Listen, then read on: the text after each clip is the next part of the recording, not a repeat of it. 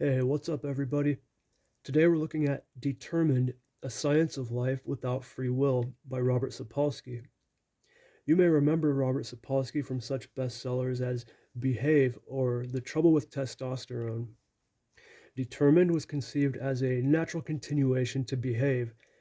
In Behave, Sapolsky looks at specific events, say the pulling of a trigger on a gun, and starting from a neurological point, shows what is happening inside the brain a few milliseconds before the action, and then from a neuroendocrinological point, how hormones affect the state of the person minutes before the action, and then from an environmental perspective, hours before, how events contributed to shaping the future behavior, and further back still to genetic factors of when you were conceived, which were determined by causal factors further back still.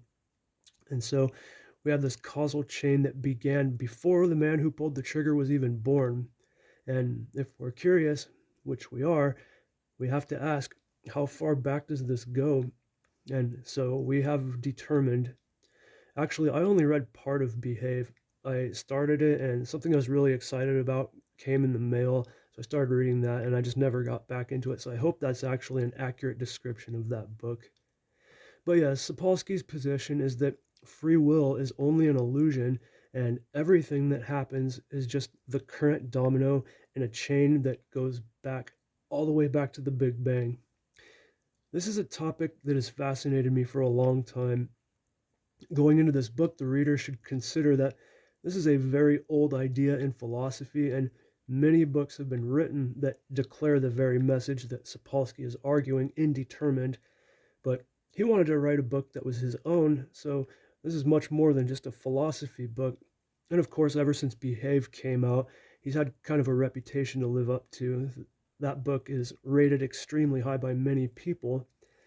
Well, from what I've read of Behave, I'd say that if you like that book, you'll like Determined.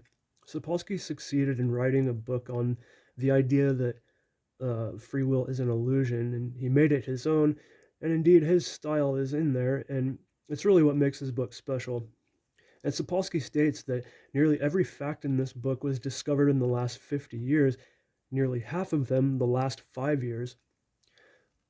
Sapolsky is full of interesting information, and that's also part of his writing style. Regardless of how you feel about his stance on free will, Determined, being a Sapolsky book, will stand out for its many nuggets of information on neuroscience and biology and behavior, like how Romanesco cauliflower achieved their fractal branching pattern because they have the same kind of gene that shapes the branching of our bronchial tubes, or that a fly's neuron in its brain is no different from the ones we have. It's just the organization of the neurons that lead to the emergence of our cognitive array. That's pretty amazing. He does sometimes have the tendency to stray from focus a little bit. I call this the Zimmer effect for Carl Zimmer. I found that sometimes when Sapolsky's making a point, he'll spend a really long time sharing all kinds of information on, let's say, schizophrenia, and it turns out all he really needed was for us to recognize how we used to, but no longer would hold a schizophrenic accountable in the same way we would an ordinary person if their delusions resulted in a crime of some kind. Other than that, it's just what you might expect for a philosophy book written by someone whose specialty is neuroendocrinology and neurosurgery, though I would have liked to see more on biological or genetic determinism. But there's some good stuff in here on the brain. What has fascinated me so much about the brain, one of the things, is that when you read about it, it's evident that each action, each emotion, and every relationship, every thought, all of it has a basis in physical matter. And this is exactly the opposite of what philosophers like Rene Descartes have told us, except now we have very sophisticated tools that allow us to see things that Descartes never could have dreamed of. And Sapolsky takes this a big step further, saying that all of it is determined by prior causes, and our free will is only an illusion because of biological determinism, which ultimately comes out of environmental determinism. This book itself is designed so that the first half is a refutation of free will. Here, Sapolsky addresses some of the arguments and defenses from the proponents of free will, like chaos theory, quantum indeterminacy and freedom or free will by emergent complexity, or just confusing unpredictable with undetermined. Some of his main points are this: while we're free to do what we intend, we can't intend what we intend, and we can't successfully wish to not wish for what we wish for, and we can't wish to wish for a different intent. So, where does intention come from? And any action is caused by the firing of a neuron that fired in response to something.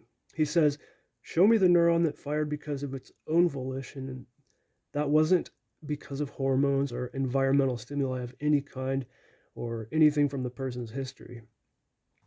And the second half of the book addresses the social implications of a society with no free will. If free will were rejected on a large scale, how would society deal with that? Many people worry about what it could mean for things like behavior or how we deal with criminals. Or on the other end, there are questions like, should we congratulate someone on an achievement if it was already determined?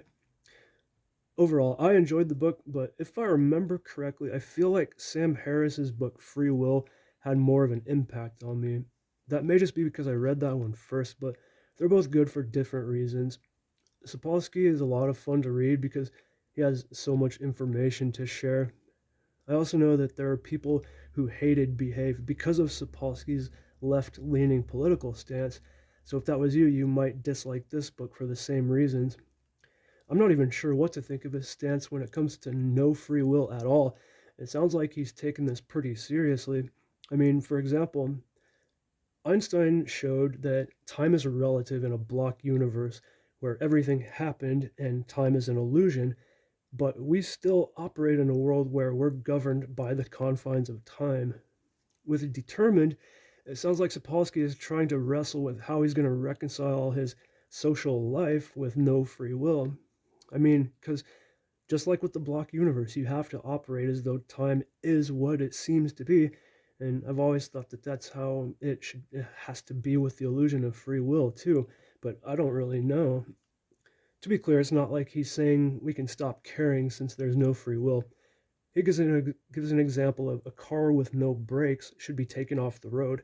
Similarly, a person who's sick with COVID should not attend a crowded concert.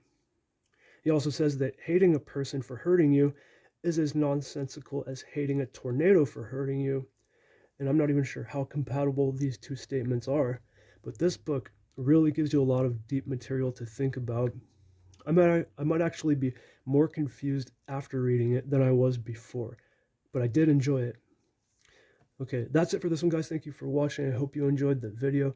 If you're looking for a serious challenge for yourself and you want to learn a lot of cool stuff in the process, check out Determined by Robert Sapolsky.